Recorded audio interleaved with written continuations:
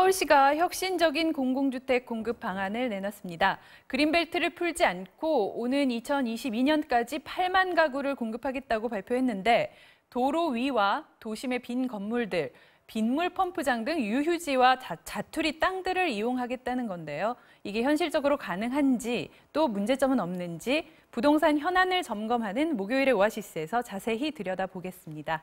김규정 NH투자증권 부동산 연구위원 나오셨습니다. 반갑습니다. 네, 안녕하세요. 네.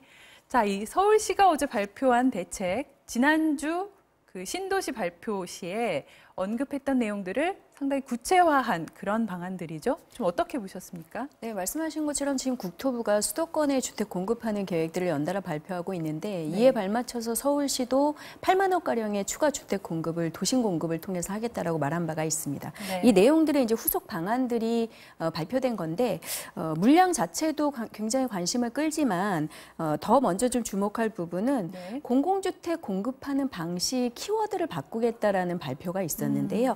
이제 소위 5대 혁신 방안이라는 겁니다. 그래서 일단 주택을 공급하면서 주거에 필요한 뭐 공원이라든가 육아시설 같은 주거용 인프라를 같이 지어서 주거의 질을 높이겠다라는 게 첫 번째였고요. 네. 두 번째는 이제 최근에 뭐 청년이나 신혼부부들이 직주 근접형 주택을 선호하는 상황이다 보니까 뭐 외부의 그린벨트나 이런 방식보다는 도심을 복합 개발하거나 고밀 개발해서 주택 공급을 늘리겠다라는 내용이 있었습니다. 그리고 말씀하신 것처럼 뭐 도로나 뭐 빗물 펌프장 같은 기존에 이제 좀 쓰지 않는 것들을 활용해서 새롭게 주택을 공급하는 도시 재창조 부분도 언급이 됐고요.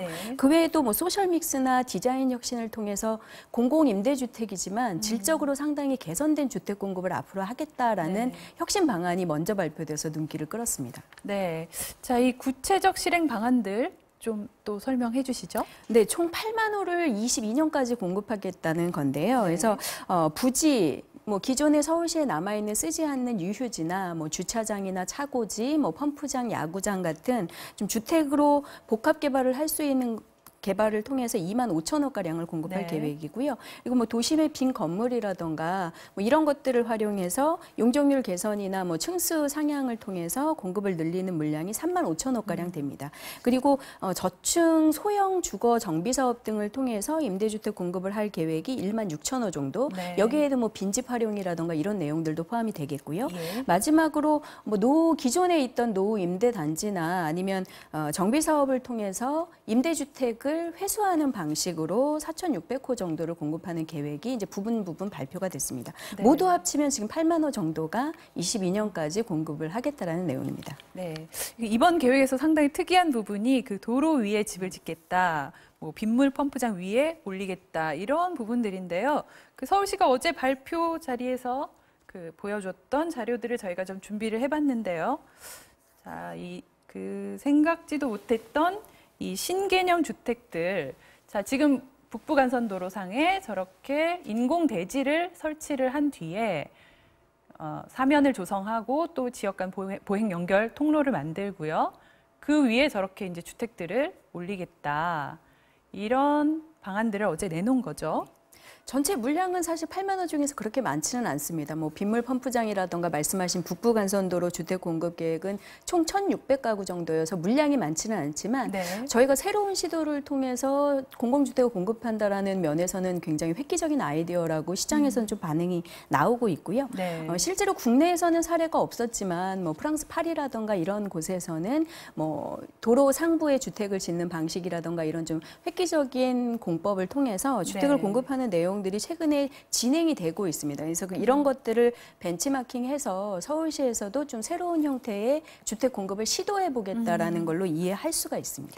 그런데 저렇게 인공 지반 위에 건물을 올리는 게 과연 좀 안전할까? 또 도로 위에 있다 보면 매연이나 분진, 뭐 소음 이런 부분들 괜찮을까? 이런 우려도 좀 드는데요. 네, 관심이 높고 기대가 되는 만큼 걱정도 될 수밖에 없는데 일단 뭐 건축 공법상으로나 실현 가능성 부분에서는 이미 외국에서 시행하고 있거나 추진을 하고 있는 사례들이나 선례들이 있기 때문에 전문가들의 의견으로는 충분히 실현 가능하다라는 평가들이 나오고는 있습니다.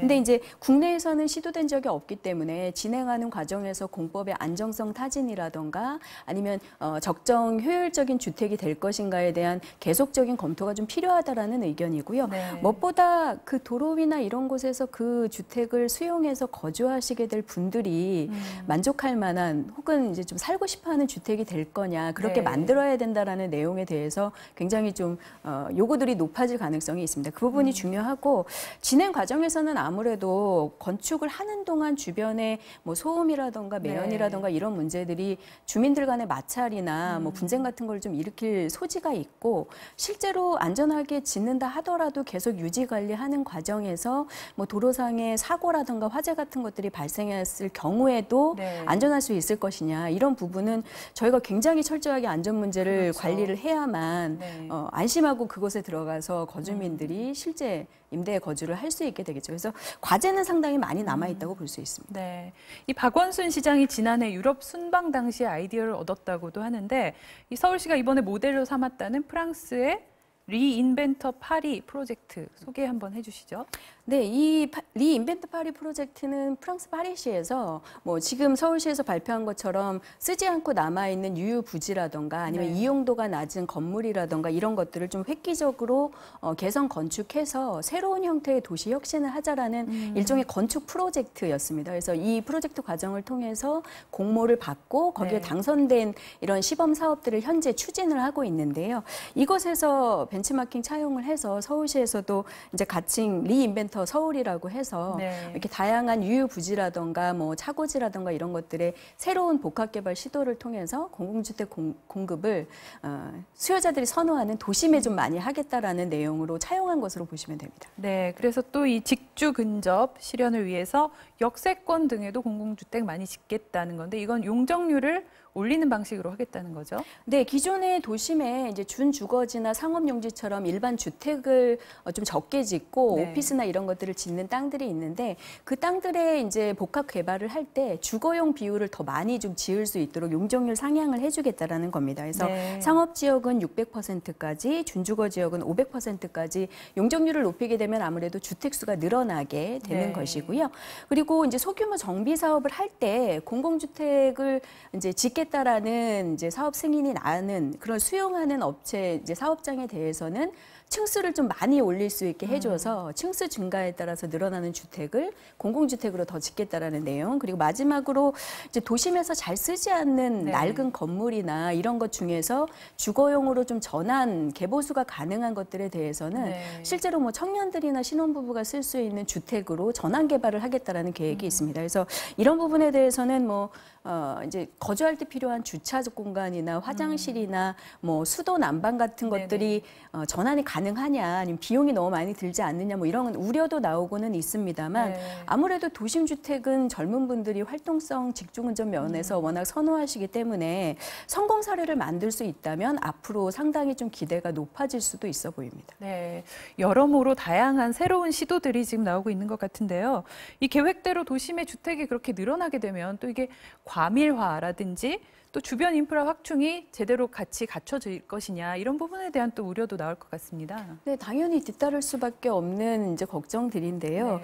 만약에 서울시가 지금 계획을 하고 있는 수준처럼 주변에 주거에 필요한 인프라들, 뭐 육아시설이나 공원이나 문화시설 이런 것들을 같이 잘 비율을 맞춰서 짓는다라고 하면 네. 충분히 주택 공급도 도심에서 늘리면서 인프라에 대한 이런 부족 문제들도 해결할 수 있을 것으로 보이는데 이 진행 과정들이 아직은 좀 확실한 더 구체적인 계획이나 시행 단계에 들어간 것이 아니다 보니까 네. 이후에 이런 것들이 이제 수요자들의 수준에 맞게 진행되는지 계속해서 지켜보면서 그렇게 되지 않을 경우에는 제대로 진행되도록 계속 점검하고 관리하고 독려하는 작업들이 필요한 상황입니다. 현재는 진행 결과물이 아직 나온 것이 없기 그렇죠. 때문에 누구도 이게 뭐 맞다 틀리다 뭐 이런 것들을 평가하기가 좀 아직은 시기상조고요. 네. 그 과정을 뭐 해당 구청이든 그다음에 지역 주민이든 그리고 사업자 참여자든 모두가 좀 합심해서 같이 점검을 해 나가야 되는 상황이라고 볼 수 있습니다. 네.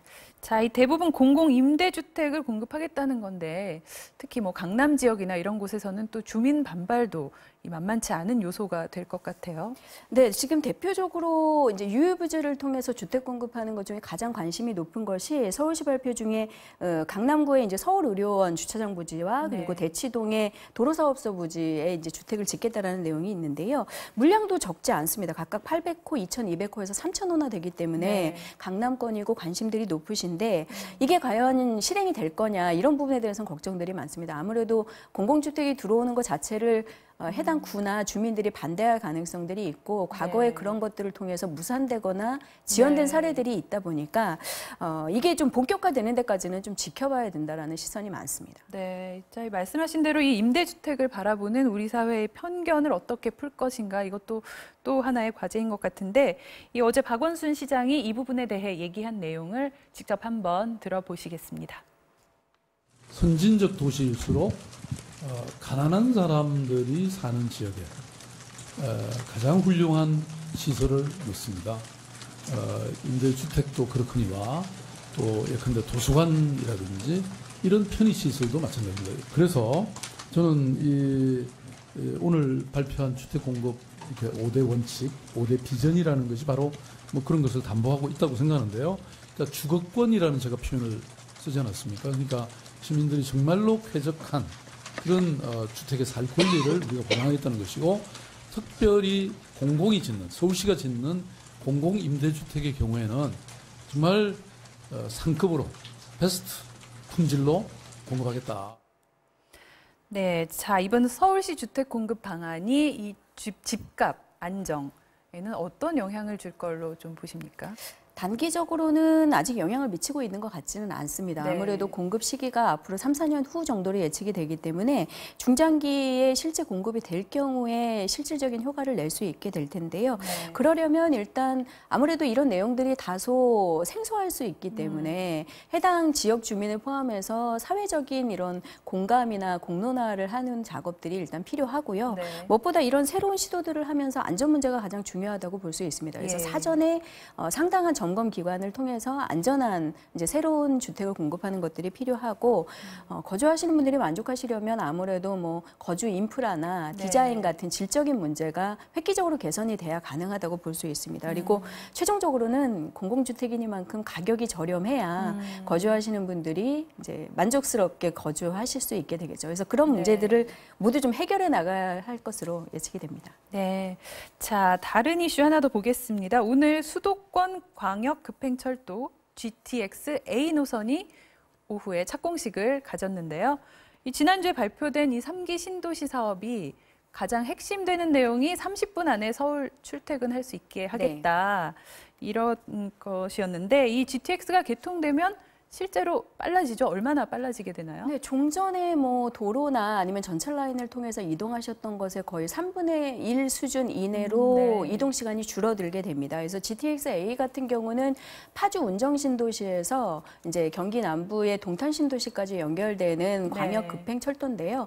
총 지금 예비 타당성을 통과한 C 노선이나 검토 중에 있는 B 노선까지 해서 지금 3개의 GTX 광역 급행 철도가 검토 중인데 실제 착공 진행 중인 것은 A 노선이 네. 제일 빠르게 진행이 되고 있습니다. 말씀드린 것처럼 운정에서 동탄까지 연결이 되고 최고 시속은 180km까지 나온다고 하니까 네네. 시속 그러니까 굉장히 좀 빠르게 이동할 수 있게 되겠고요. 실제로 그렇게 되면 파주 운정에서 서울역까지 한 20분 정도, 일산 킨텍스에서 서울역까지는 한 16분 정도, 하단의 동탄에서 삼성역까지 한 22분 정도면 도달한다라고 정말 하니까 빠르네요. 아무래도 이용하시는 분들 외곽에 거주하시는 분들의 편의성은 높아질 수 있겠고요. 근데 이제 걱정하시는 부분도 많습니다. 네. 일정의 추가적인 지연 문제라던가 아니면 실질적으로 이용하는 비용이라던가 이런 것들이 개선되면서 주변 주택 가격에 미치는 영향 같은 것들에 대해서는 걱정하시는 시선들도 있기 때문에 네. 이런 것들을 최소화하면서 이제 계획대로 이 준공을 맞춰내는 것들이 현재 시장에서는 가장 관심을 갖고 있는 부분입니다. 그러니까 관건은 얼마나 이걸 빨리 조기에 착공을 해서 이제 개통까지 가느냐 이 부분일 텐데 여기도 난관이 많아요. 이 3기 신도시 입주 시점에 맞출 수 있을까 이런 우려도 많이 있는 것 같은데요. 네, 지금 가장 빨리 진행되고 있는 GTX A가 계획대로 준공이 된다면 23년, 그다음에 B나 C는 그 후속이니까 뭐 한 24, 5, 6년 뭐 이렇게 순서대로 진행이 되게 되는데 네. 일단 국토부나 정부 입장에서는 최대한 속도를 내서 3기 신도시나 경기도 외곽 쪽에 있는 신도시의 주거 교통 문제를 해결하는데 기여를 하겠다라는 계획을 네. 계속 내놓고는 있습니다. 근데 종전에도 뭐 여러 가지 단계를 거치면서 일정이 지연된 경우들이 많기 때문에 네. 과연 계획대로 될 것이냐에 대한 걱정들이 좀 있고요. 그것에 필요한 재원 조달 같은 것들은 잘 되고 있느냐, 뭐 이런 것들이 아무래도 일정 지연에 영향을 미칠 수도 있다라는 걱정들도 나옵니다. 그리고 네. 이런 것들이 결국에는 주변 새로 공급되는 주택의 분양가에 영향을 미쳐서 주택 가격이 높아질 수도 있다, 뭐 이런 걱정들도 하고 계시기 때문에 네. 이런 것들을 최대한 좀 마찰이나 분쟁이 없도록 조정하면서 사업을 신속히 해내는 것들이 중요하고 결국 이것이 지금 최근에 관심을 갖고 있는 3기 신도시의 성공 관건이라고 볼 수 있겠습니다. 네. 자, 이번 주택 공급 계획을 발표하는 자리에서 박원순 서울시장은 집이 사는 것이 아닌 사는 곳이라는 인식을 확립할 수 있도록 하겠다고 말했습니다. 이 주택난 해소와 집값 안정에 이번 대책이 어떤 영향을 미칠지 지켜봐야겠습니다. 목요일의 워시스는 여기서 마무리해야겠네요. 김규정 NH투자증권 부동산 연구위원과 함께했습니다. 오늘 말씀 감사합니다. 감사합니다.